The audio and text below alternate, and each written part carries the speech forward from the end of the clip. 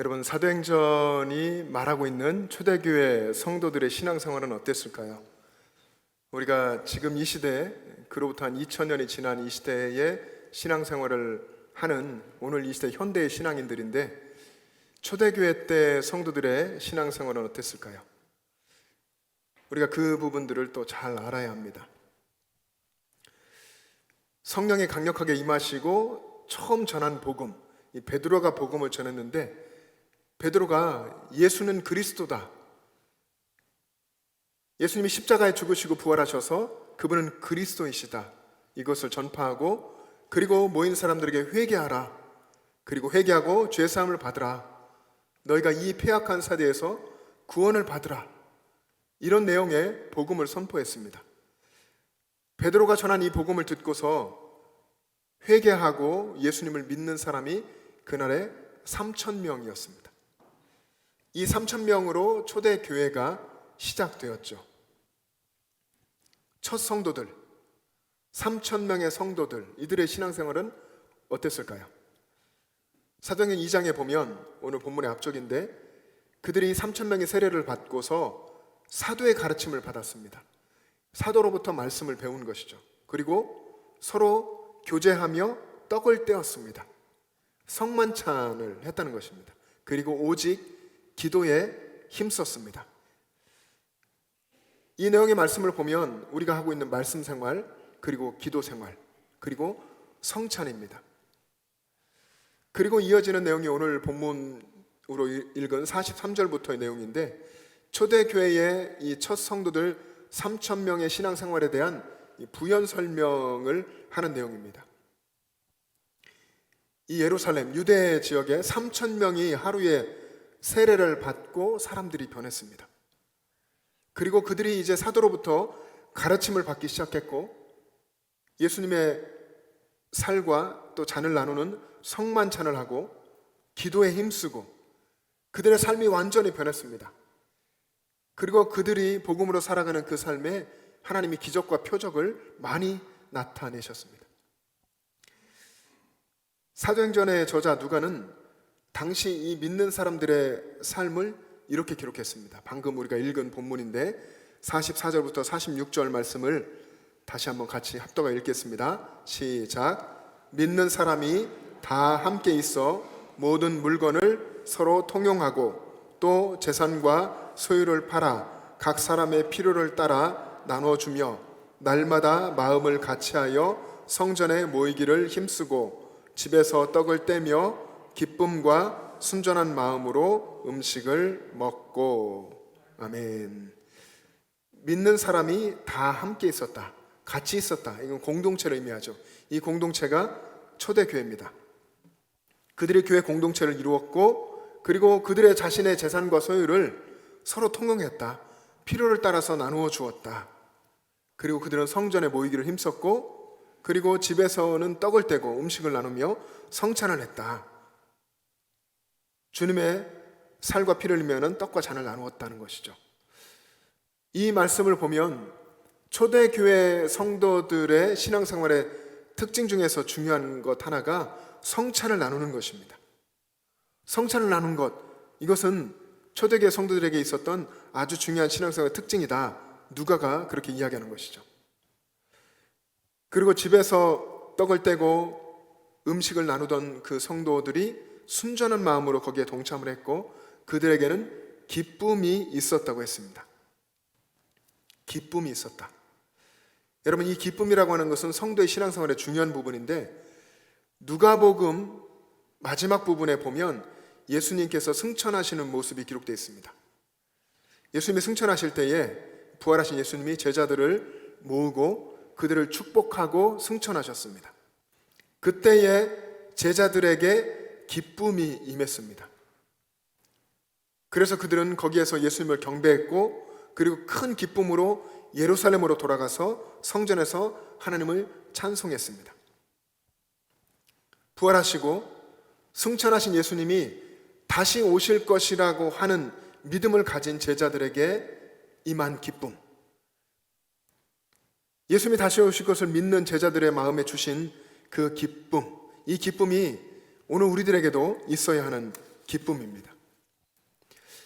오늘 보면 이 기쁨이 초대교회 성도들에게도 있었습니다.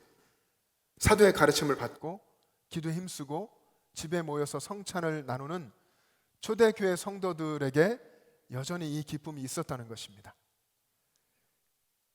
그리고 이 기쁨을 가진 제자들, 성도들이 그들에게 수많은 박해와 핍박이 있었지만 예수님이 주신 그 기쁨이 있었기 때문에 그 모든 박해와 고난을 능히 견뎌냈던 것입니다. 볼륨을 좀 높여주십시오. 제자들이 예수님이 주신 이 기쁨을 가지고 복음을 전했고 환난과 역경도 견뎌냈고 그리고 최후의 승리하는 삶을 살았습니다.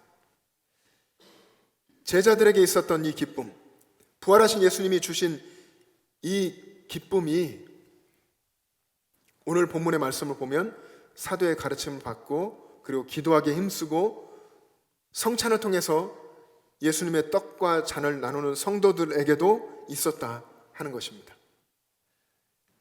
그러면 이 기쁨이 오늘 우리들에게도 있어야 되죠. 우리는 2주 전에 부활절을 맞았었습니다. 부활절 전에 우리는 사순절 40일 동안 예수님의 고난과 죽음을 묵상했고 그리고 성경을 읽고 쓰기도 했고 그리고 고난 주간에는 특별 새벽 기도회를 우리가 참여하고 진행을 했습니다. 그리고 감격적인 부활절, 이 부활의 감격을 여러분들이 경험했었습니다. 그런데 2주가 지난 지금 여러분 안에 부활의 감격이, 예수 부활의 기쁨이 여러분 가운데 그대로 있습니까? 예수님께서 부활하셨다는 것을 우리가 믿지만 우리 자신의 삶에는 예수님의 부활로 인한 변화가 일어나지 않습니다. 그런 그리스도인들이 많습니다. 그러면 그들이 믿는 예수님의 부활은 그들의 신앙에, 그들의 삶에 어떤 의미가 있습니까? 여러분, 안타깝게도 사실 많은 그리스도인들이, 믿는다는 사람들이 이런 상태에 있습니다. 예수님의 부활은 믿지만 그 부활이 자신의 삶에 어떤 능력으로도 나타나지 않고 자신의 삶에 어떤 변화도 없는 그런 그리스도인들이 많이 있습니다.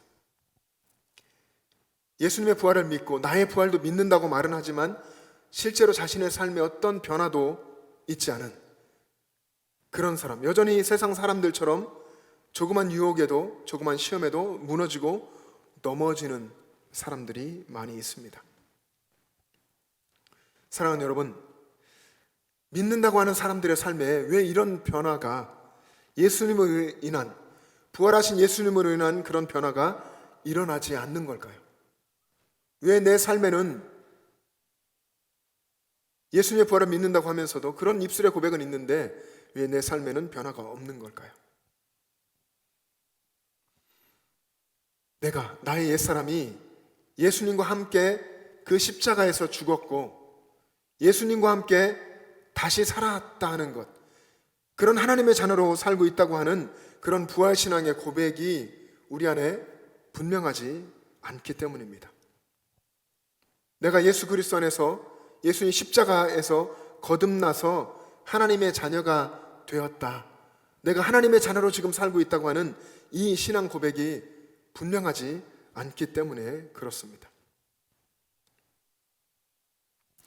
예수님의 죽음과 부활을 삶 속에서 항상 기억했던, 나를 위한 예수님의 십자가의 죽으심과 3일 만에 다시 사신 예수님의 부활을 늘 기억하며 살았던 초대교회 성도들의 믿음이 내게 없기 때문입니다.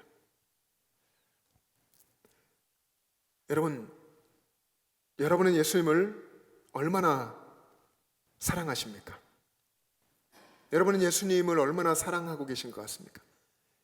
예수님을 향한 여러분의 사랑이 이미 식어버린 사랑은 아닙니까? 아니면 여전히 예수님을 처음 믿을 때나 지금도 예수님께 대한 그런 뜨거운 사랑이십니까?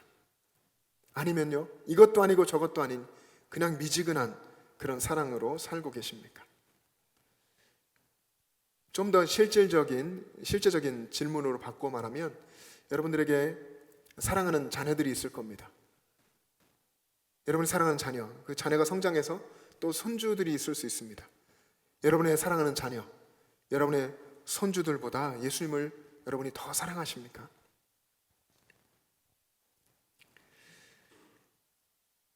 어떤 할머니가 치매에 걸렸습니다. 치매에 걸려서 모든 기억을 다 잃어버렸습니다. 그의 딸이 이 할머니를 열심히 보살피는데 딸도 알아보지 못합니다. 그런 어머니, 그런 어르신의 자신의 어머니, 이 할머니인 어머니를 딸이 영상으로 찍었습니다. 딸도 몰라보는 그 어머니에게 질문을 하며 영상을 찍었는데요.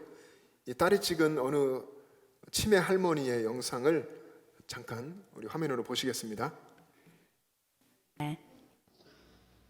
Hey, can you tell me what your address is? What my address is? Mm-hmm. I don't know. Okay. What color shirt did you have on yesterday? I don't know. What'd you have for lunch today? Food. Good food. All right. So who is Linda? Do you know Linda? Oh, What about Paul? Paul. Paul. Paul. I don't know Paul either.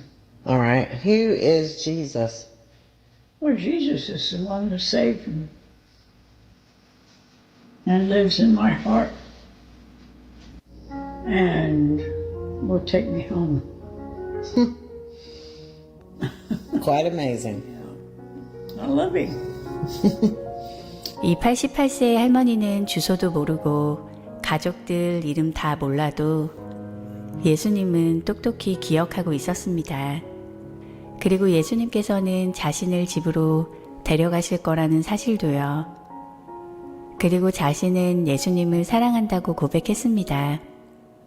이 할머니의 딸은 이 영상을 촬영해 올리면서 영상 위에는 예수님이 진짜라고 믿지 않는다면 그냥 보고 놀라십시오 라고 적었습니다. 여러분, 여기에 나오는 이 치매에 걸리신 할머니는 딸도 기억하지 못했습니다. 딸을 보면서도 몰랐고, 폴, 성경에 유명한 바울이죠. 바울도 기억하지 못했습니다. 근데 예수님은 기억했습니다. 그리고 예수님을 사랑했습니다. 사랑한다고 고백했고, 목회를 하다 보니까 치매에 걸린 어르신들을 많이 만나게 되죠. 그런 치매에 걸려서 잘 기억하지 못하고 늘 이제 삶이 계속 잊어버리고, 정말 어떤 면에서 우리가 생각할 때 인간다운 삶을 살기 힘든, 남을 힘들게 하기도 하고 이런 분들, 그래서 요양원에 보내지고 이런 어른들을 보게 되는데, 이런 분들이 예수님은 기억하고 있는 것을 보게 됩니다. 예수님의 십자가, 복음, 그것을 단순하게 고백하고, 그리고 자신이 좋아하는 찬양이 무엇인지도 알고 그 찬양도 함께 부르는 것을 이제 목회하면서 신방하면서 보게 됩니다. 아까 그 영상에 많은 분들이 이제 댓글을 달았는데, 요양원에 근무하는 한 분이 이 영상을 보고 댓글을 이렇게 남겼습니다. 저는 요양원에 근무하는데요, 노인이 치매에 걸리면 아무것도 기억하지 못하지만 예수님에 대해 이야기하면 예수님을 기억하고 그분의 이야기를 들려줍니다. 이렇게 공감하는 댓글을 달았습니다. 사람이 치매에 걸려도 정말 그가 예수님을 정말 사랑하면 예수님이 그 믿음도 지켜주시는 것 같습니다. 예수님은 우리가 끝까지 예수님을 기억하고 끝까지 예수님을 사랑하기를 원하십니다. 근데 우리는 연약한 인간이기에 때때로 예수님을 잊고 살아갈 수 있습니다. 예수님도 그것을 아셨죠. 제자들도 그런 인간이라는 것을 아셨고, 그래서 제자들에게, 그리고 초대교회 성도들에게, 오늘 여기서 믿는 믿음의 사람인 우리들에게 성찬이라고 하는 은혜의 수단을 주신 겁니다. 마가복음 22장 19절 말씀에 보면, 또 떡을 가져 감사 기도하시고 떼어 그들에게 주시며 이르시되 이것은 너희를 위하여 주는 내 몸이라 너희가 이를 행하여 나를 기념하라 하시고. 예수님은 모든 그리스도인에게 자신의 십자가 죽음을 기억하고 떡을 떼고 잔을 나누라고 명령하셨습니다. 우리는 성찬을 나누면서 십자가에서 죽으시고 부활하신 예수님이 지금 우리의 삶 가운데, 지금 우리들 가운데 임재하여 계신다고 하는 것을 다시 느끼고 감사하게 됩니다. 그래서 성찬식이라고 하는 것은 단순한 종교 행위가 아니라 오늘 여기에 살아계신 예수님을, 여기 임재하여 계시는 예수님을 기억하는 것입니다. 덴마크의 철학자 죄렌 키에르케고르는 성찬의 위로라는 책에서 이렇게 이야기했습니다. 성찬식에 참여하면서 성찬에서 예수님이 십자가에서 달려 죽으신 그 죽음의 의미를 기억하는 사람은 죄 용서를 받았으니까 이제 마음대로 살아도 돼라고 생각하는 사람이 아니라 거룩하게 살려고 몸부림치는 사람이라고 했습니다. 우리가 사랑하는 우리 주님께서 우리에게 명령하신 이 성찬의 의미를 바르게 이해하고 우리의 삶 가운데 그 성찬의 의미를 적용하는 사람이 되어야 합니다. 사랑하는 영천제일 가족 여러분, 성찬을 통해서 예수님이 십자가에서 죽으시고 또 부활하셨다고 하는 것을 기억할 때에 우리에게 주시는 기쁨이 있습니다. 그 기쁨을 가지고 여러분의 삶을 살아갈 수 있기를 바랍니다. 여러분의 삶의 자리를 부활의 기쁨이 있는 자리로 만들어 가시고 또 생명을 살리는 자리로 만들어 갈 수 있기를 바랍니다. 이제 우리는 예수님께서 우리에게 명령하신 성만찬을 진행하며 예수님의 살과 또 잔을 나누려고 합니다. 여러분, 누가복음 24장에 보면 두 제자가 엠마오로 가고 있었습니다. 이 두 제자의 곁에 예수님이 오셨죠. 예수님이 곁에서 동행하시는데 그들의 눈이 어두워서 예수님이신지를 알아보지 못합니다. 예수님이 질문하시면서 성경에서 예수님에 대해서 말씀하신 부분들을 풀어서 자세히 설명하셨지만 여전히 예수님을 알아보지 못했습니다. 그 두 제자와 예수님이 길을 걸으시다가 때가 저물었고 한 곳에 들어가셔서 음식을 나누시는데 예수님이 떡을 가지시고 축사하시고 떼어서 그들에게 주셨습니다. 성찬을 하신 거죠. 떡을 가지사 축사 기도하시고 떼어서 주신다. 이 네 가지의 단어가 성찬에 늘 나옵니다. 그렇게 하시니까 그들의 눈이 밝아졌습니다.